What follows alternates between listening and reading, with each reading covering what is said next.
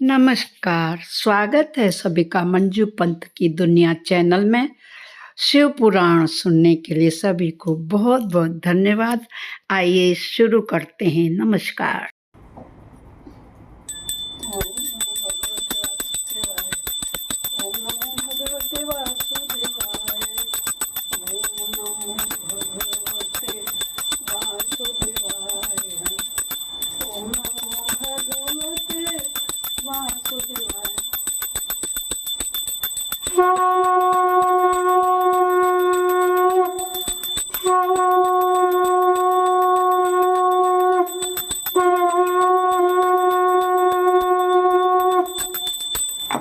भगवते वासुदेवाय। ओम नमो भगवते वासुदेवाय। ओम नमो भगवते वासुदेवाय। ओम नमो भगवते वासुदेवाय। वासुदेवाय वासुदेवाय। ओम नमो भगवते वासुदेवाय। ओम नमो भगवते वासुदेवाय। ओम नमो भगवते वासुदेवाय। ओम नमो भगवते वासुदेवाय। ओम नमो भगवते वासुदेवाय। वासुदेवाय वासुदेवाय। ओम नमो भगवते वासुदेवाय। ओम नमो भगवते वासुदेवाय। ओम नमो भगवते वासुदेवाय। ओम नमो भगवते वासुदेवाय। ओम नमो भगवते वासुदेवाय। बोलो शंकर भगवान की जय। आइए शिव महापुराण प्रारंभ करते हैं। सभी देखने वालों और सुनने वालों को मंजू पंत की दुनिया की ओर से मंजू पंत का सादर प्रणाम यथायोग। सभी भगवान जी का आवाहन करते हैं। गजाननं भूतगणाधिसेवितं कपित्थजम्बूफलचारुभक्षणं उमासुतं शोकविनाशकारकं नमामि विघ्नेश्वरपादपङ्कजं। नीलाम्बुजश्यामलकोमलाङ्गं सीतासमारोपितवामभागं पाणो महासायकचारुचापं नमामि रामं रघुवंशनाथं। कपूरगौरं करुणावतारं संसारसारं भुजगेन्द्रहारं सदा वसन्तं हृदयारविन्दे भवं भवानी सहितं नमामि। त्वमेव माता पिता त्वमेव बन्धुश्च सखा त्वमेव विद्या द्रविणं त्वमेव सर्वं मम देव। आनंदी आनंद कर सब संकट दूर। जो सेवक शरण पड़े सदा रहे भरपूर। तुम दाता हम मांगता दिया तुम्हारी खाए। तुम ऐसी जुग माता छोड़ो और किस दर जाए। सदा भवानी दायिनी सिद्धि करें गणेश। पंचदेव रक्षा करें ब्रह्मा विष्णु महेश। सदा भवानी दुर्गा दुर्गत समन्वित है ना। मैं तो कर सर्वे भवन्तु सुखिनः सर्वे सन्तु निरामयाः सर्वे भद्राणि पश्यन्तु मां कश्चित् दुःख भाग् भवेत् मां कश्चित् दुःख भाग् भवेत् मां कश्चित् दुःख भाग् भवेत्। बोलो शंकर भगवान की जय होवे। आइए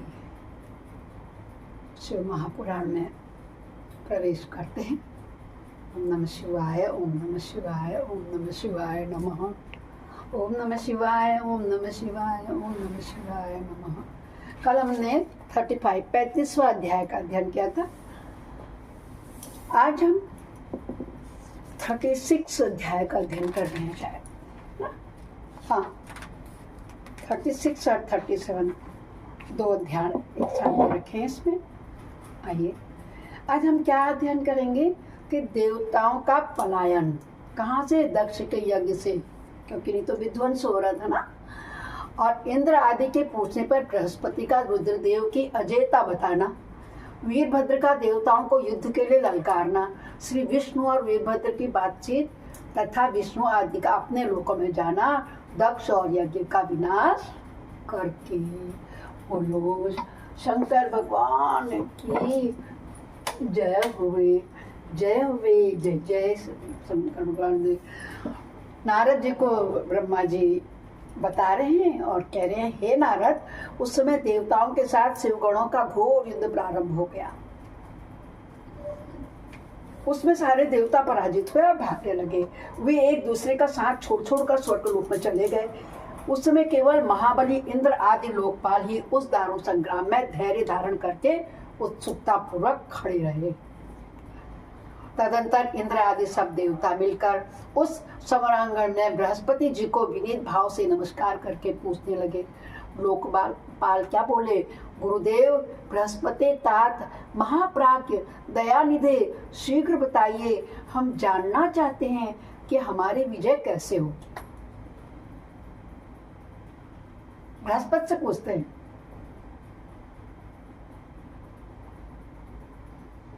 तात महाप्राज्ञ दयानिधे, शीघ्र बताइए, हम जानना चाहते हैं कि हमारी विजय कैसे होगी। उनकी यह बात सुनकर बृहस्पति ने प्रयत्न पूर्वक भगवान शंभु का स्मरण किया और ज्ञान दुर्बल महेंद्र से कहा,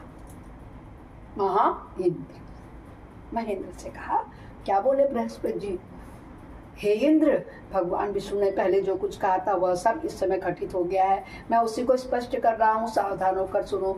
समस्त कर्मों का फल देने वाला जो कोई ईश्वर है वह कर्ता का ही आश्रय लेता है। कर्म करने वाले को ही उस कर्म का फल देता है, जो कर्म करता ही नहीं उसको फल देने में भी वह समर्थ नहीं है। अतः जो ईश्वर को जानकर उसका आश्रय लेकर सत्कर्म करता है उसी को उस कर्म का फल मिलता है। ईश्वर द्रोही को नहीं मिलता है।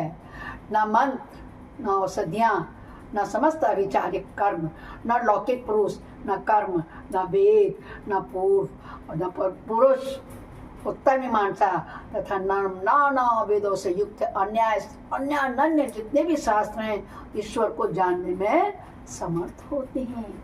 ऐसा प्राचीन विद्वानों का कथन है। अनन्य शरण भक्तों को छोड़कर दूसरे लोग संपूर्ण वेदों का इस 10,000 बार स्वाध्याय करके भी महेश्वर को भली भांति नहीं जान सकते, तो फिर हमारी तो औकात नहीं। हे शंकर भगवान, माफ करना, मेरी लघु वाणी द्वारा जो भी त्रुटि हो आप उसे क्षमा कर, आप सभी जो भी सुनने वाले श्रोतागण हैं वो भी मुझे माफ करें।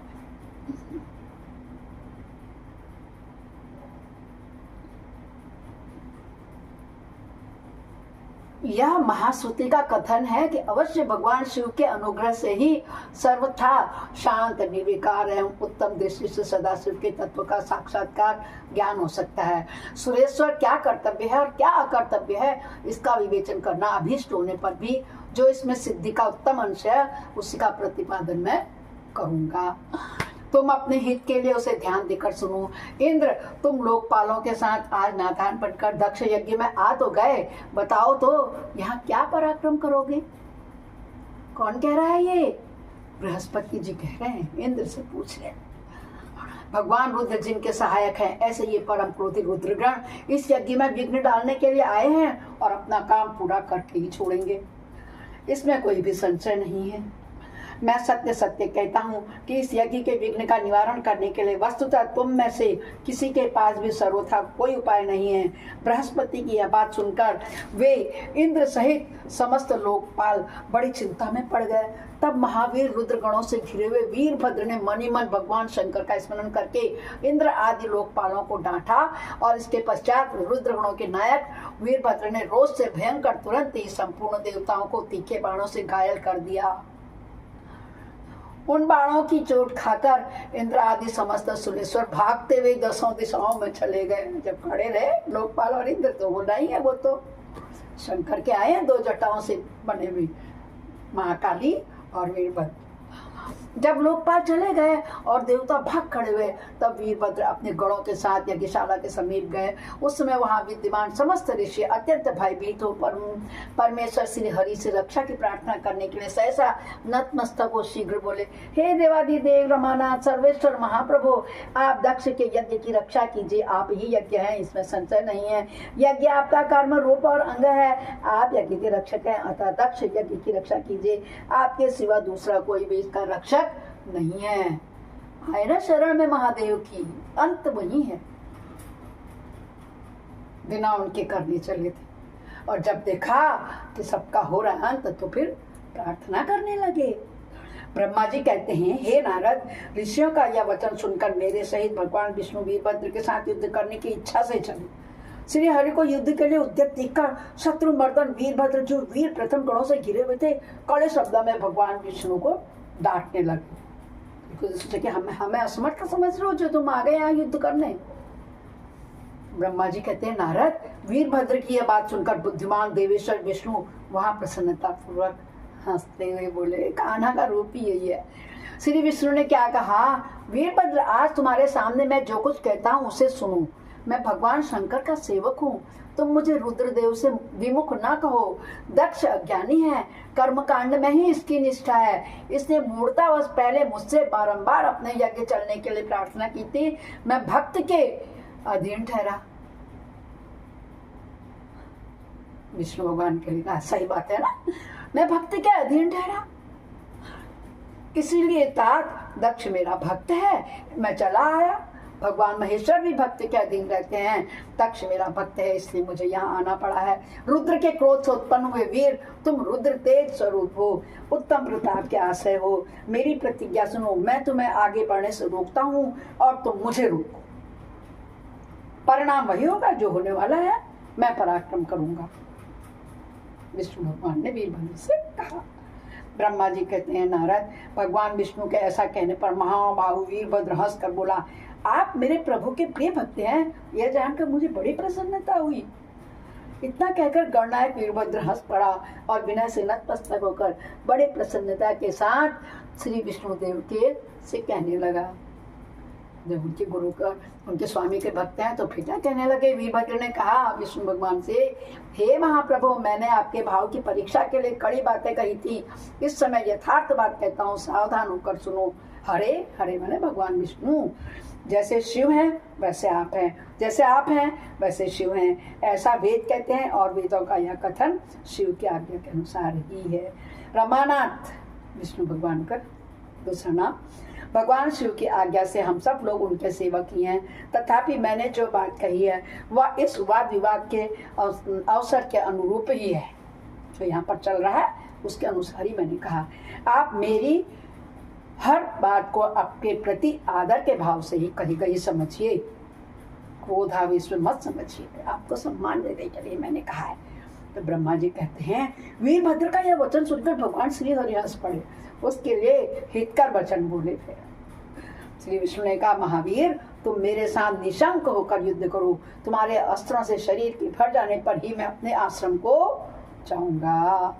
ब्रह्मा जी कहते हैं, ऐसा कहकर भगवान विष्णु चुप हो गए, युद्ध के लिए कमर कसकर डट गए। महाबली वीरभद्र भी अपने गणों के साथ युद्ध के लिए तैयार हो गए। नारद, तदंतर भगवान विष्णु और वीरभद्र में खूब घोर युद्ध हुआ। अंत में वीरभद्र ने भगवान विष्णु के चक्र को स्तंभित कर दिया और शंख धनुष के 3 टुकड़े कर डाले।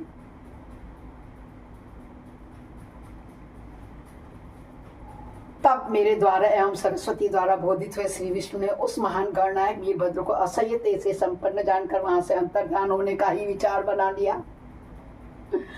दूसरे देवता भी यह जान गए कि सती के प्रति जो अन्याय हुआ है उसी का यह सब भावी परिणाम है।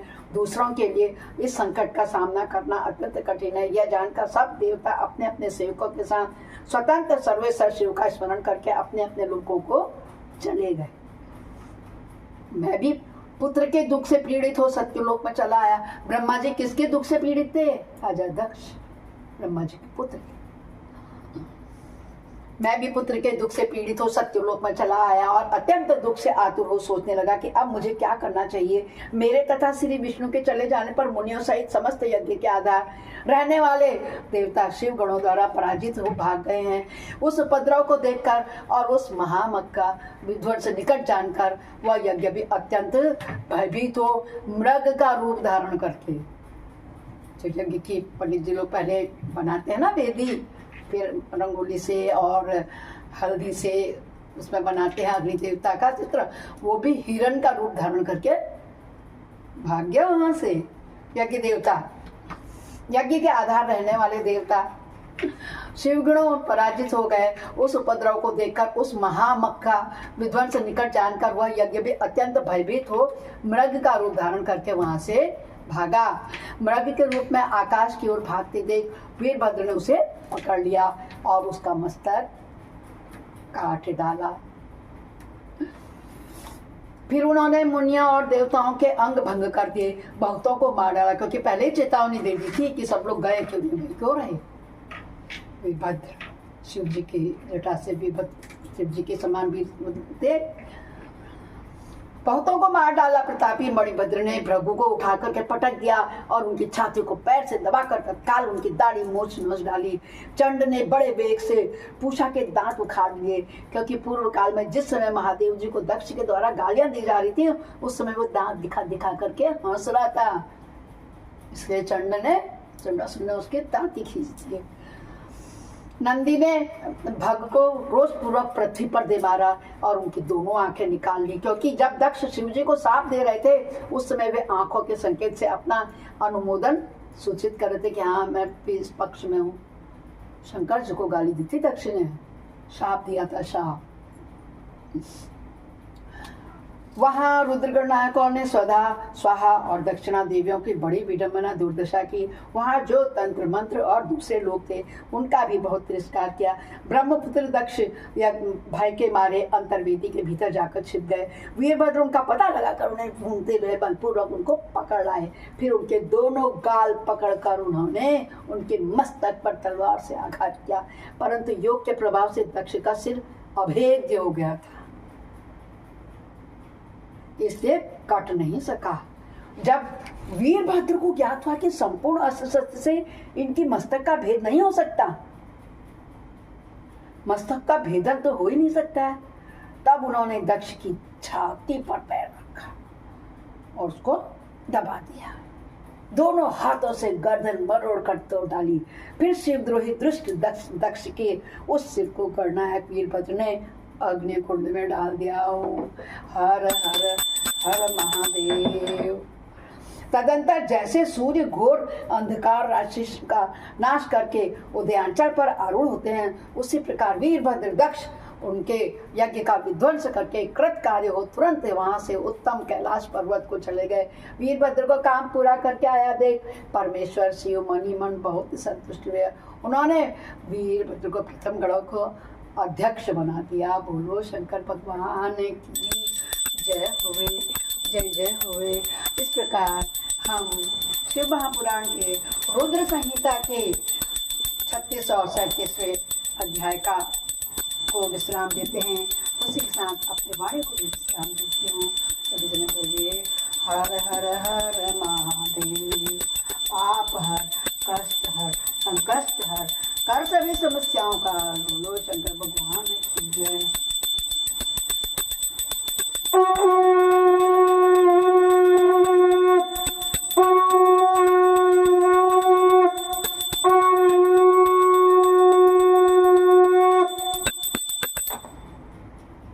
भोलेनाथ से निराला, शिव शंकर से निराला कोई और नहीं।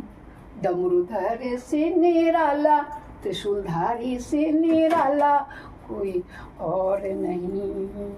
शिव का डमरू डम डोले, अगम निगम के भेद है खोले।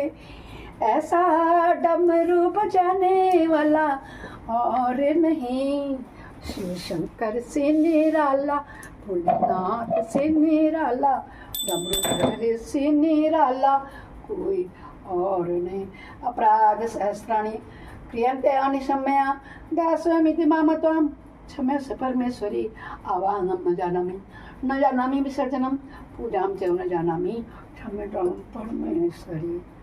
जिसे किसे इसे शिव पुराण को जिसे श्रवण कर मिट जाती है, ओ जिसे श्रवण कर मिट जाती है, जन्म जन्म की व्यथा यही है शिव शंकर कथा, यही है भोले बाबा की कथा, यही शिव शंकर की कथा, यही है भोले बाबा की कथा।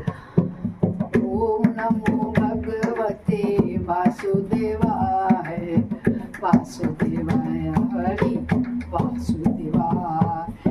ओम नमो भगवते वासुदेवाय, वासुदेवाय हरि वासुदेवाय।